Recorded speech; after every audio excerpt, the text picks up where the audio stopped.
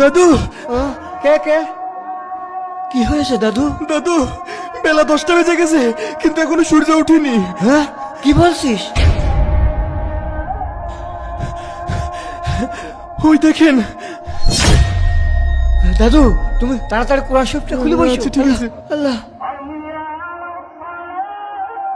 বিশ্বাস করেন কিয়ামতের আগে একদিন এক রাতের মধ্যে এই কোরআনের সব পাতাগুলো আল্লাহ তুলে নেবেন আসমানে। হে মানুষ, তোমাদের পালন কর্তাকে ভয় করো। নিশ্চয়ই কিয়ামতের প্রকম্পন এক ভয়ঙ্কর ব্যাপার। আজই হলো পৃথিবীর শেষ দিন।